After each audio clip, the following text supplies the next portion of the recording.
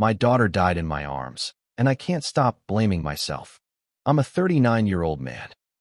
I was the last person to hold my 7-week-old daughter, before finding her dead next to me on the couch. When we found out we were having another child so close in age to our first, I was nervous. We were barely getting by, but I'd always wanted more than one kid. When I learned it was another girl, I accepted that I'd be a girl dad, and the planning began. We had gotten rid of all of our first daughter's baby gear. Stroller, car seat, pack and play, everything. So we had to buy it all again. It was stressful. Our birth plan went out the window in the last week of pregnancy. She was breech. They tried a topical inversion maneuver, which worked, but then she flipped again. We had to do an emergency C-section. The second scariest moment of my life. They wheeled my wife and the team away, leaving me in the waiting room. The longest 5 minutes of my life passed before they whisked me into the scrub room. My wife was in surgery, pleading with me to check on our newborn. A healthy girl. We named her Phoenix.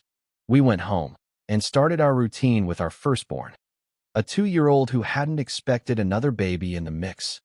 Those 7 weeks were the hardest, most stressful, draining, exhausting, self-doubting, yet most beautiful. I was so tired. My wife was recovering from emergency surgery. She did what she could, but it was hard. Our firstborn didn't like the attention Phoenix was getting, so it was my job to handle the toddler all day and night. Diapers, food, naps, baths, bed, while also changing Phoenix's diapers in between. My mother came from out of town to help. She was a godsend, cleaning, cooking, watching our first child, while we went shopping with Phoenix. Whatever we needed, she did. My wife started experiencing postpartum depression, as she had with our first. She pumped breast milk, but couldn't keep up with Phoenix's appetite. It was all manageable, but I was burning the candle at both ends. After putting our toddler to bed, I tried to spend time with Phoenix for my wife, while my mom went to bed. Then came that night, the night my life fell apart, the night I can't get out of my head. It was like any other night. I made dinner, bathed our firstborn, did story time, and lay down with her in her toddler bed until she fell asleep. And as usual, I fell asleep too. I woke up at 10:30 p.m., went outside to smoke a bowl and a cigarette, then came back in. My mom told me she'd just fed Phoenix, who was in the pack and play. My mom went to bed. Phoenix and my wife had been fighting a head cold for days, so we'd been trying to clear her nose so she could breathe. She was whiny in the pack and play, and liked to be held. Her nickname was Velcro. So I picked her up, fed her, and laid her on my chest while I lay on the couch around 11 p.m. She was face down on my chest, like many other nights. I fell asleep.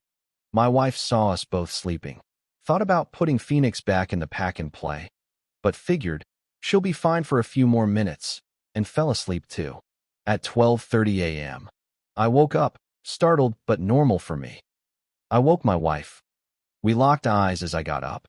She turned and saw our daughter face down. She rushed over and grabbed her. Phoenix was limp. She yelped, turned her over. Her face was gray, with white vomit on it. My wife screamed frantically. I rushed over. We put her on the kitchen table. I told my wife to call 911, and she screamed for my mom. I grabbed Phoenix. She was warm, limp, unresponsive. I know CPR. I've taken the class 15 times. I started chest compressions and mouth-to-mouth. You know how to do this. You can bring her back. You have to. I blew air into her chest. Did compressions that felt like I was crushing her. No response. Vomit erupted from her nose and mouth. I gasped, thinking she was breathing. She wasn't. I opened her eyes. She was gone. I continued. She was gone. Medics came, whisked my wife and me away. I was in total shock. Phoenix had died. She died in my arms. I fell asleep with her in my arms. And I killed her. I want to die every day. I was supposed to protect her. They say it wasn't my fault, but I think everyone's just being nice. So I don't leave my first daughter without a dad. One day, I'll have to tell her why she doesn't have a little sister. I dread that. I don't know if I can be the father my first daughter deserves. Why did I fall asleep? I shouldn't have. I'm the protector. I'm crushed. It's hard to be okay. Everyone asks if I'm okay. I don't want to answer. At the store, they ask, "How's your day?" Should I lie? I want to say, I want to die because I think I killed my daughter. But I can't. My first daughter deserves a father. Update. It's almost a year since Phoenix died.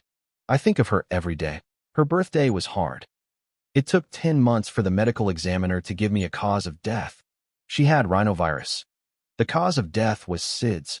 The answer doesn't help me or my family. My daughter is now almost 3. I don't think she remembers Phoenix, but she knows of her. We talk about her. When she catches us crying, she says, "I'm sad." It hurts. We're pregnant again. I was terrified it might happen again. I feared the baby would be a girl. I don't want to lose or blur the few memories I have of Phoenix. It's a boy, due very soon. I worry about my wife. I'm on antidepressants. I feel better. I quit smoking cigarettes, and soon I'll cut back on weed. My wife is stuck. She doesn't notice she's depressed, or does but can't get out, and won't try anything to change. She gets mad when I harp on her to get help. Maybe that's another post entirely. This is the only thing I've ever posted. The comments almost broke me. I went into a hole. Luckily, I have the support I have, or it could have been worse. And despite popular opinion, I'm a good dad.